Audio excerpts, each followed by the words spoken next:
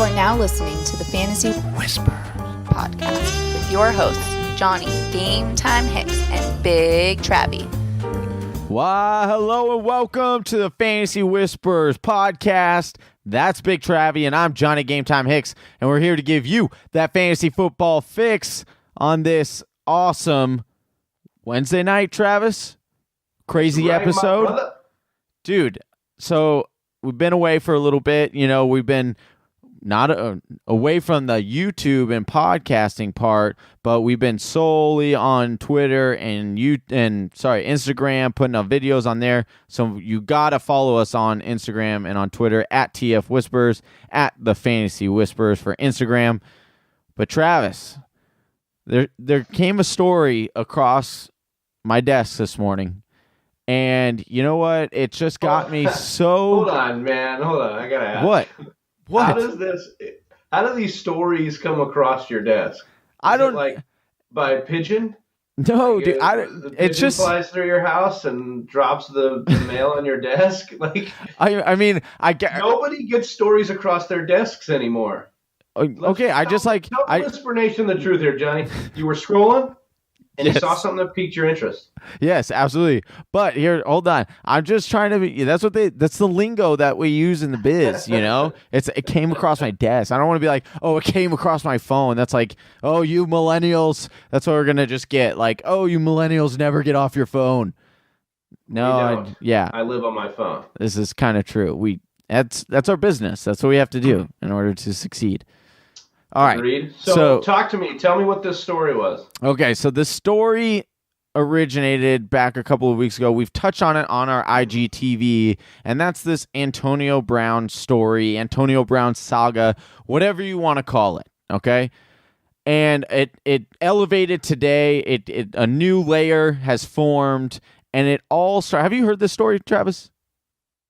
Yeah, I think I know what you're talking about, but why don't you play it all out for the Whisper Nation here? I know it involves Antonio Brown. I know it involves some angry tweets, if you will. So play it out for the Whisper Nation. I kind of want to hear what you have to say on it first, and then I'll try and jump in on it. Okay, so the former Arizona Cardinals coach and now current Tampa Bay Buccaneers head coach, Bruce Arians, went on a sports radio today, sports talk, and he was asked about the Antonio Brown situation, whether he would trade up in order to get Antonio Brown onto the Tampa Bay Buccaneers, and is this the guy that Bruce Arians knew? Because as we know, Bruce Arians used to be the offensive coordinator for the Pittsburgh Steelers, right? So what Bruce Arians had to say was pretty much like, no, I don't know this guy. He's acting like a diva. And the Antonio Brown that I know is a hard worker, comes in early, stays late, shows everybody how to work, how to be a good football player, and on game day is a monster, right? So that was pretty much what Bruce Arians kind of said. Well, Antonio Brown heard it, of course, because in today's social media, everyone hears everything. And Antonio Brown does what Antonio Brown is going to do, and he tweets out. I'll do a little side note here. Bruce Arians also talked about Emmanuel Sanders and how Emmanuel Sanders, who was drafted during the same time, they were fighting against each other as far as on the playing field because they both wanted to play and they're both really talented, right? So Antonio Brown tweets out, he didn't draft me, he drafted Emmanuel Sanders, meaning Bruce Arians. Same guy who missed rehab to go on networks to talk about me on situation. He have zero clue Arians now wears Kango hats and glasses. But I'm a diva. Done seen it all. Then they say we friends. Stop lying. All right? That's what that's what Antonio Brown tweeted back, right? Well, in jumps Emmanuel Sanders because Emmanuel Sanders needs to defend himself. So then Emmanuel Sanders tweets out, at Antonio Brown 84, you know damn well I didn't travel to L.A. to talk about you, fam. You trippin', yo. I went to be an analysis in which you actin' fool was the topic, and I gave my analytical opinion. Get off my gas, yo. You did it to yourself. Now, this is just... First of all, a couple of great things. Reading tweets is always grammatically the best here.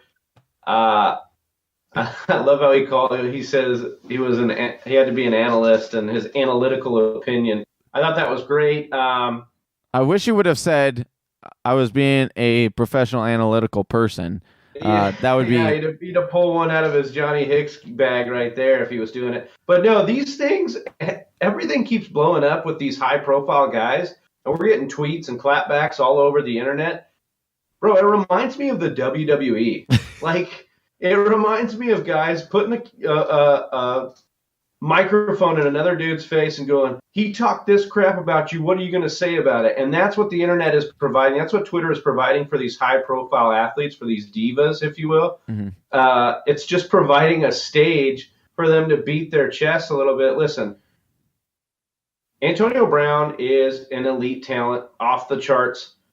Listen, Bruce Arians can say all he wants that this isn't the guy that he knows, and he may not know him as well as Antonio Brown is saying. But the bottom line is, Arians would want he would want him on Tampa Bay. Oh yeah, he would fit perfectly. Guarantee he would fit perfectly in that offense. It would be great for that team. It would be great for fantasy purposes, because their defense is still struggling. No matter it's going to be a team that gets scored against. So Arians can say all he wants. He doesn't want him. It's just going to be about the price, Johnny. Like, what is Antonio Brown's price going to be?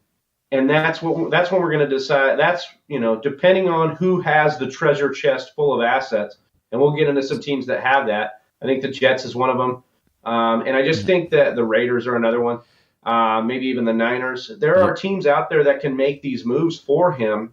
It's just, are they going to pay that much for a guy that's on, he's probably on the back half of his career.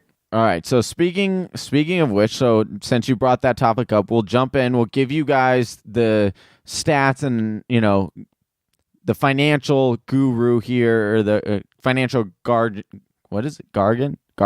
Is that right? Jargon. Thank you. Financial jargon. And then we'll get into fantasy impacts and all of that. Okay. So it's been kind of leaked out that, of course, the Pittsburgh Steelers are going to come out and they're going to say, we want a first rounder. But for a guy who's 30 years old, he still has 3 years left on his contract. He is expected to have to be paid about $60 million left on that contract, I believe. And so you're not going to get that. That's too pie in the sky. But it is reported that as of right now, the realistic offer is a second rounder, and it could potentially take a third rounder as well. Hold on just a second, Johnny. I know we're saying nobody will give up a first rounder, but we just watched the Dallas Cowboys give up a first rounder for Amari Cooper, and it's turned out well for them. So what's the chance of somebody seeing what Dallas did for a first rounder, and giving up a first rounder thinking, this works? If a guy gets a change of scene, he could actually do well, especially a guy who's more proven than Amari Cooper's ever been. Right. So as in regards to that, Travis, you got to remember, Amari Cooper's really young. He's like 24, and I get the age difference part of it. I guess my question is, does he get a discount on that age conversation because of his stellar otherworldly play?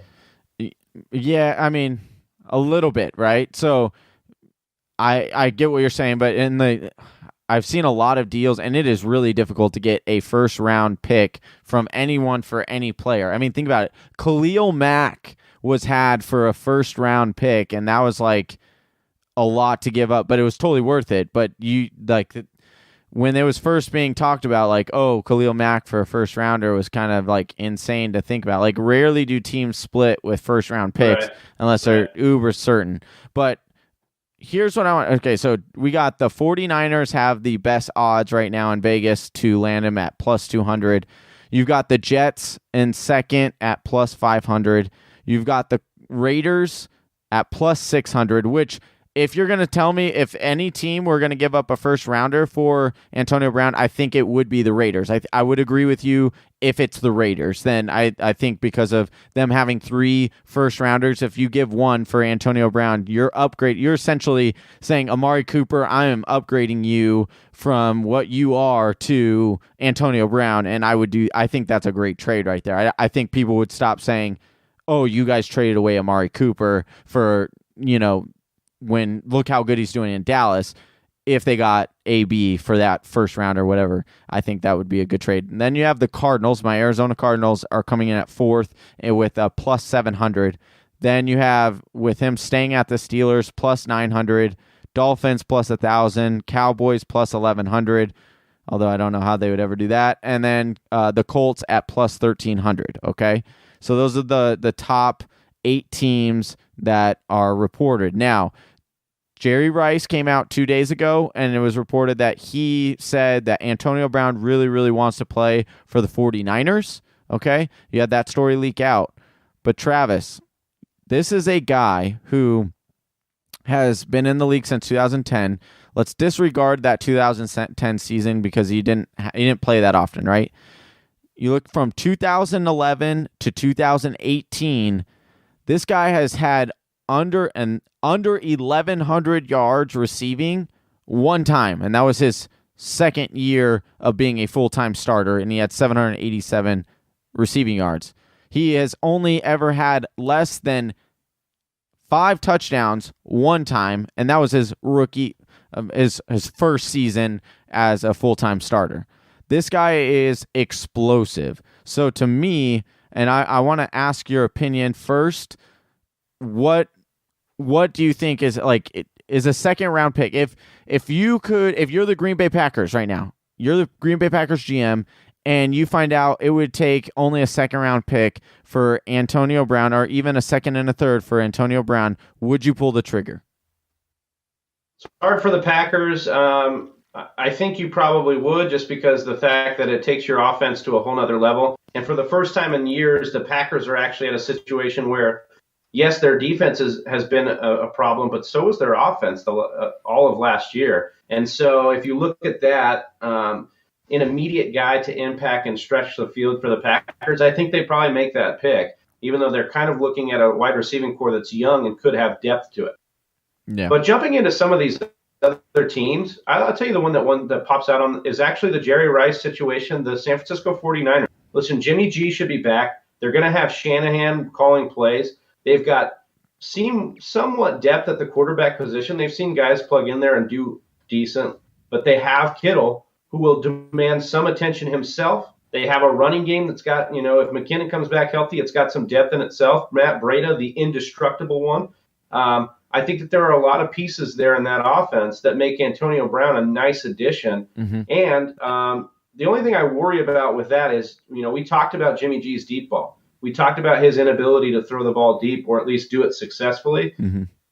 The second team I'm really eyeballing, and you may disagree with me on this one, I really like the Jets as a possibility. I like the Jets as a possibility to take both of those ex-Steelers, and that's Le'Veon Bell and Antonio Brown. And if they're sitting there with both of those guys and Sam Darnold and an Adam Gase offense, because say what you want about Adam Gase, he hasn't been a great head coach, but he's been a very creative play caller. Wait, you mean Adam Gase?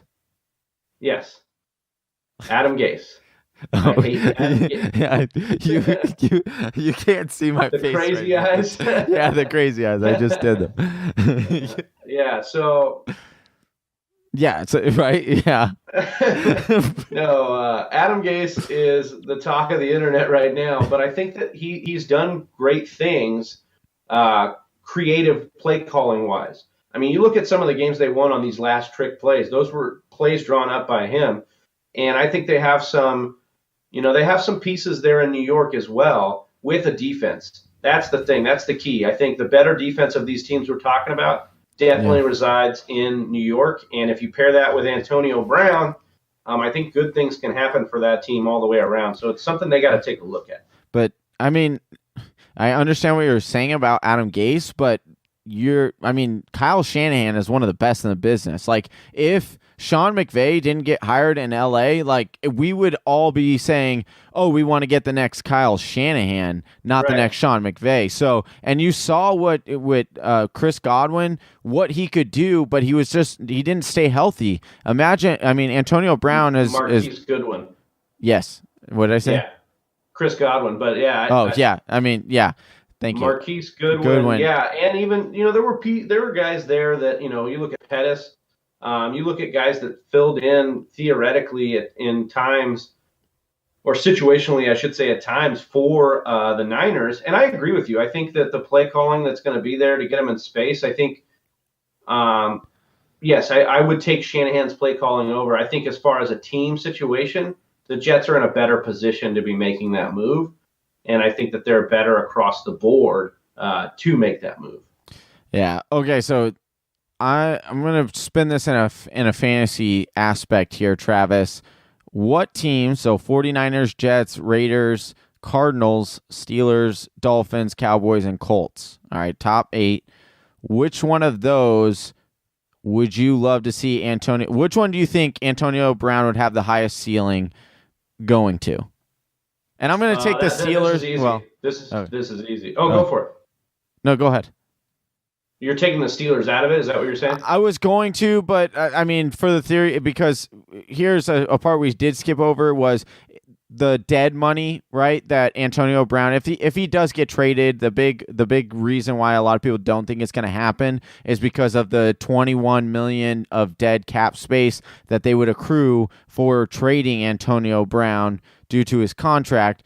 But so I was going to say we know what he is as a Steeler, but some people might be curious as to should they draft Antonio Brown in the late first this year or the early second or not. So we'll leave the Steelers in there for this purpose of this exercise.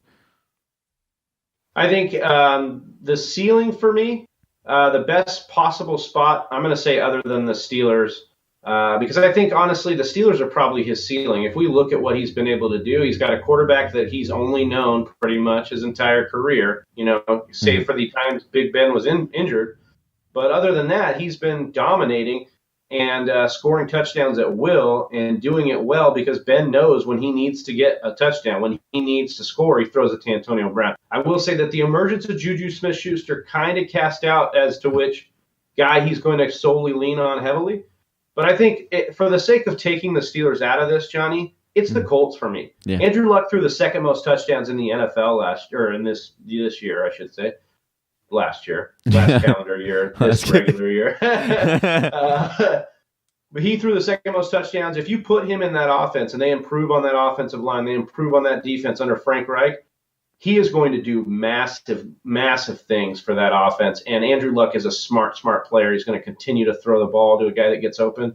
And one thing Antonio Brown does better than most is get open. So I think as far as just quarterback play makes it the better ceiling there. Offensive line makes it the better ceiling, and a defense that's going to give the offense the ball back. Okay, so for me, Travis, I actually would put the Colts as he would have the highest ceiling with the Colts. You look at what Andrew Luck does best. Take my pick, huh? Well, I thought it was going to get lucky, and you weren't going to get. I was like, how does he skip over the Colts? But I disagree with the fact that a point that you said. I think that you had the Steelers because you knew what he's done. But I think we've started to see a little bit of an emergence of Juju to the point where Juju might actually start being the true number one there. Even if Antonio Brown stays, I think that Ben will kind of take note of what AB has done this offseason. And Johnny, are you talking about Big Travy's bromance of 2018? Yeah, that's true. Yeah. Okay. I just wanted to. The guy kept trying to trade from you, and you wouldn't do it. You wouldn't give him up. The same guy. Yeah. So I say the Colts because Andrew Luck. What is he really good at? He's really good at the deep ball. Look at how many T.Y. Hilton was growing a neck beard. Yeah, growing the neck beard. Awesome tweets. He's a great follow on Twitter. He posts some really funny stuff. So Andrew Luck for sure. He's really good at complimenting people when they sack him. Which is never this year. Oh, geez, no, except for in that Kansas City Chiefs game. Yeah, that was a different story. Where your boy lost some money. Yeah, it was rough. So I got the Colts number 1, and I think the 49ers. That is something that is very, very intriguing as just from a fantasy standpoint, just because of the potential that Kyle Shanahan offense kind of illuminates. He would excel there really, really well, and the game style and the game and just everything that offense produces would tailor him perfectly. I'm going to flip it though, Travis, and I'm also going to ask you which are the worst two. Dolphins. So here's where I think I have to say the Dolphins.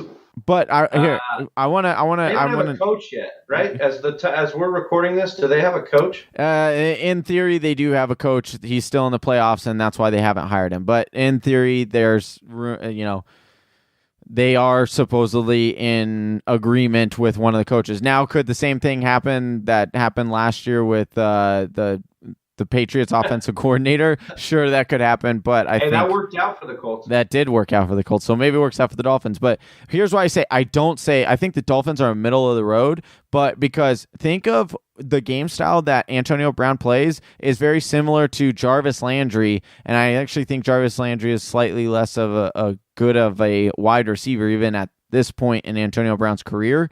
And while Jarvis Landry was, for PPR, I'm just trying to connect your dots here. Because Jarvis Landry played for the Dolphins, then Antonio Brown's going to be good on the Dolphins, right? Because regimes ago. Okay, so I don't even know that they're going to be running the same kind of offense. But they have the same quarterback. They're not going. Antonio Brown is what Antonio Brown is. They're underneath. Aren't the Dolphins looking to move away from Tannehill? I mean, that's what I was reading the other day. But doesn't mean that they're going to be able to. Just because I want to do something, there's not many quarterbacks out there that. Okay. So in your hypothetical, if the Dolphins kept Tannehill, that's why you think that. Well, yeah, is he their quarterback as of right now? Yeah, they don't have a coach as of right now, but you were trying to say they already had a coach. They do. Saying. They do. Well, it's verbally agreed upon. So that's why I think it is the Raiders, dude. Why? How can you? They couldn't get. We see what Amari Cooper is doing in Dallas, and he's like a monster in Dallas, and all of a sudden, Yeah. So it's like the Raiders they have to be your number one choice. It'll be interesting to see what the Raiders do in the draft. Let's up. That's excuse me. We'll see what the Raiders do in the draft. Besides, fudge it up like Johnny's saying here. If they load up in the draft with some assets with those picks they have, and they also get a free agent landing, or they also get Antonio Brown, it'll be interesting to see how the mindset shifts, because a lot of this bad play this year and trading people away and cutting people was attributed to a sort of modern day tanking done by John Gruden. He knew he had 10 years with the organization, and it didn't work on purpose. That's yet to be seen. But they didn't get the number one pick. No, but they did get. They're a high pick, low output, high pick. So it's going to be interesting to see if they're going to switch mindset this next year. And, listen, they were, they're 2 years removed from a playoff team. I don't know. Like, to me, it kind of made sense. If you weren't the guy that drafted these players, maybe you move on from them. If you saw Kansas City and you saw the Chargers this year, was there any way that the Raiders were making the playoffs if they tried their hardest all year long with those players? No. It's hard to see. To see. So I don't know, dude. Khalil Mack. Khalil Mack's great, and he did well. I'd argue to say he's playing his best football in Chicago, and that has a lot to do with his surrounding talent on defense. But getting a little off track. I don't know. I guess I would kind of concede the Raiders to you as the worst possible destination for Antonio Brown as far as fantasy upside. But anytime you're the guy with that talent, you got to take a look at him. Does he stay top 5 if he's on the Raiders? You're probably right. He probably falls out of the first round at least if he's on the Raiders. But you put him on a team like the Colts, and I'm similarly taking him in the first round or as the first wide receiver. Yeah, I think I would take him if he went to the Colts. I'd take him as the number 1 wide receiver still. Like that's, I would probably agree with that. That's pretty nasty. All right, well, that's it for today's topic. We went over the Antonio Brown saga. If you have a topic that you want us to debate and talk about for fantasy purposes, let us know in the comments below.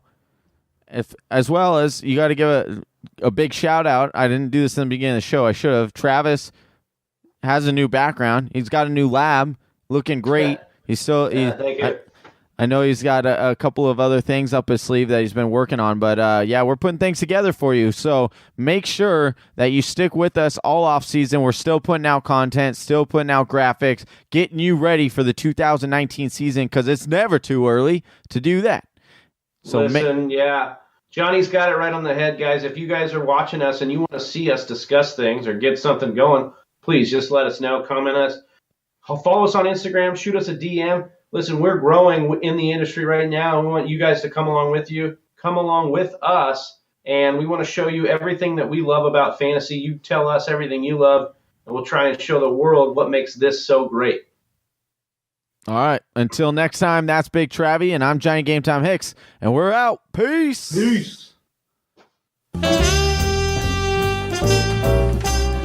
Thank you for listening to the Fantasy Whisperers podcast. You can hear more from John and Travis on Google Play, SoundCloud, and iTunes. You can also follow us on Instagram, Facebook, and Twitter at TF Whisperers.